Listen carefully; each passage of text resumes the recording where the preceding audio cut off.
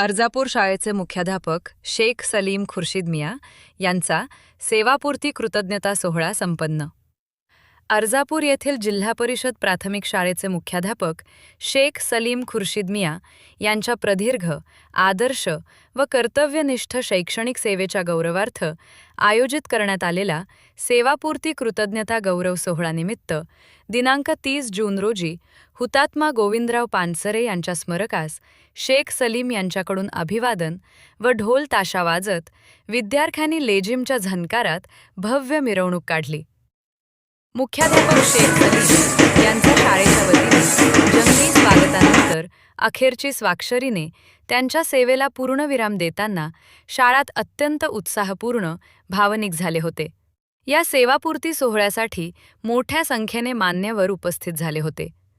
मुख्याध्यापक शेख सलीम यांच्या वतीने आलेल्या सर्व मान्यवरांचे स्वागत, सत्कार करण्यात आला. तसेच अनेक मान्यवरांची उपस्थितीत शेख सलीम खुर्शीद मिया व त्यांच्या धर्मपत्नींचा शाल, पुष्पहार आणि स्मृतिचिन्ह देऊन सत्कार. हा कार्यक्रम शालेय समितीने घडवून आणला व मिरवणूकसाठी परिश्रम सतीश जोशी घेतले, म्हणून शेख सलीम यांच्याकडून ऋण व्यक्त.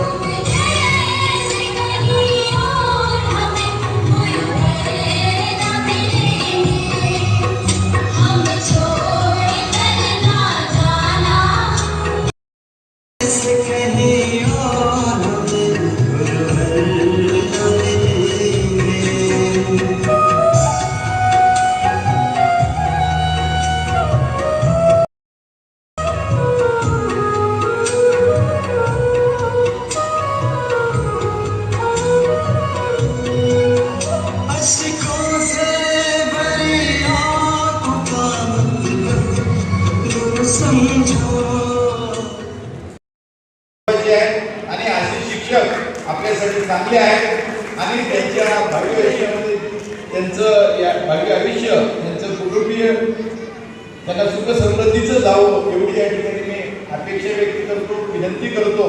आणि या ठिकाणी मला बोलवलं, त्याचा मान सन्मान केला, त्याच्याबद्दल आपल्या सर्वांचे संयोजकांचे गुण व्यक्त करून माझे 2 शब्द सेवापूर्तीचा कार्यक्रम इतर कुठल्याही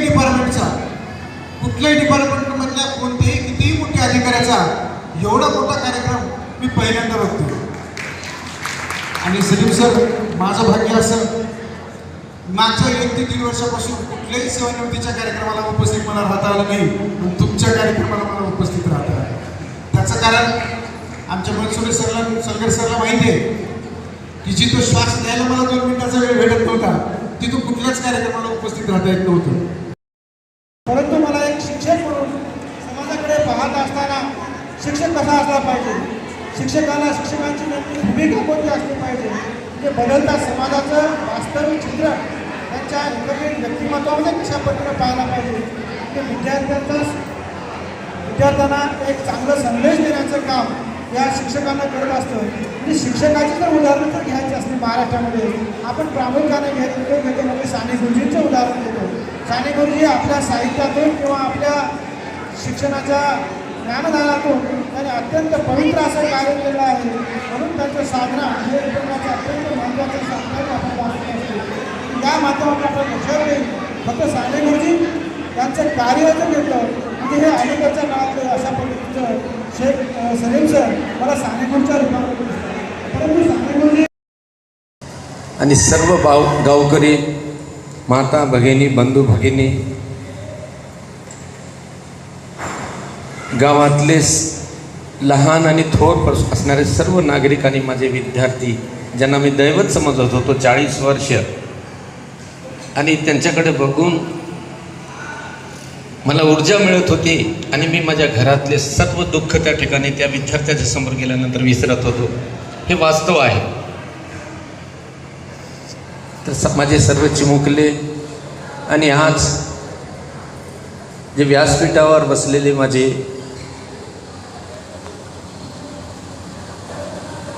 अतिशय जवळचे आणि स्नेहातले, प्रेमातले आणि कुठं ना कुठं माझं नातं त्या ठिकाणी त्यांच्याशी हे घट्ट जुळलेले आहे. म्हणूनच जिल्ह्याचे 3 शिक्षणाधिकारी साहेब आणि 3 जिल्ह्याचे माजी संचालक मठपती साहेब या ठिकाणी माझ्या कार्यक्रमाला उपस्थित राहिलेले आहेत. आणि जिल्ह्यातले अनेक संघटनेचे नेते आहेत. नाव घेऊन त्यांचे पद सांगत बसले तर खूप वेळ जाईल. खूप जण तत्काळात बसलेले आहेत. तरी राज्य लेवलवरचे आणि राष्ट्रीय लेवलवरचे नेतेसुद्धा त्या ठिकाणी माझे आलेले आहेत. राष्ट्रीय लेवलवर बसवदे सरांनी काम करतात असतात आणि राज्य लेवलवर उन्हाळे सरांनी त्या ठिकाणी आहेत. कोठाळे सर आहेत, बेग सर आहेत, दामेकर सर आहेत, काळे सर आहेत, बावणे सर आहेत, राजू बावणे सर आहेत, घोंगडे सर आहेत. अनेक नेते त्या ठिकाणी इथं बसलेले आहेत आणि माझ्यासोबत त्या ठिकाणी काम केलेले माझे सहकारी बंधू, गट शिक्षणाधिकारी पदापर्यंत त्या ठिकाणी पोचलेले व्यक्तीसुद्धा या व्यासपीठावर विराजमान आहेत. आणि या ठिकाणी तालुक्यामध्ये काम करत असताना माझे अतिशय जवळचे, कुठल्याही कामाला न म्हणणारे गट शिक्षणाधिकारी BM पाटील सर आहेत. योगायोग आहे, BM पाटील सरांचे वडील आणि मी एका ठिकाणी काम केलेले आहे, माधवराव गुरुजी. आणि मी परवा त्या ठिकाणी पेन्शनच्या कारवाईवर त्या ठिकाणी घरी गेल्यानंतर साहेब त्या ठिकाणी बाहेर येण्यामध्ये 2 मिनिटाचा वेळ लागला. त्यांचे वडील येऊन गळे धरले आणि सर्वांची ओळख, कोंडलवाडीतली सर्वांची ओळख त्या ठिकाणी त्यांनी काढलेली आहे. आवर्जून पोरडवर सरांची सुद्धा त्या ठिकाणी त्यांनी ओळख काढलेली. तो चांगला आहे काम. अजून म्हणायचं तात्पर्य एवढं आहे की गट शिक्षणाधिकारी साहेबसुद्धा त्या ठिकाणी अर्जापूरच्या शाळेसाठी आणि माझ्यासाठी कुठल्याही कामाची त्या ठिकाणी त्यांनी कमतरता भासू दिलेली नाही. असे तालुक्याचे गट शिक्षणाधिकारी सोने सर, निरंतर शिक्षणाधिकारी, हे गावातले सर्व व्यक्ती आणि आमच्या गावातले सावकार आणि नगराध्यक्षा, उपनगराध्यक्षा आणि सर्व नगरसेवक, माझ्या वार्डातले दोन्ही नगरसेवक, सर्वच जण आवर्जून त्या ठिकाणी आहे. आणि अर्जापूर नगरीतले सर्व गावकरी आणि माझ्या जन्मभूमी असलेल्या कोंडलवाडीतील सर्व प्रतिष्ठित आणि सर्व व्यक्ती.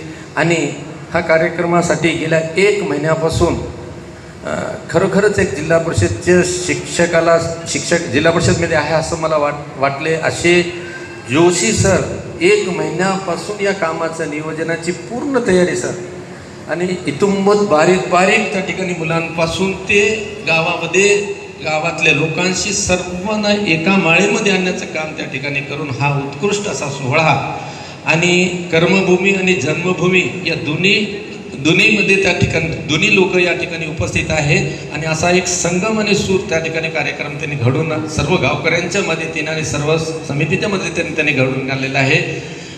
जोशी सरांचं मी खूप खूप त्या ठिकाणी ऋणी आहे याच्यामध्ये. तर आता सांगत असताना माझ्या कार्याचा गौरव साहेबांनी, वक्त्यांनी, विद्यार्थ्यांनी आणि माझ्या सहकार्याने त्या ठिकाणी आपल्या संचलनामधून व्यक्त केलेले आहे. जेव्हा मी 10वी उत्तीर्ण झालो 1984ला, त्यावेळेस त्या ठिकाणी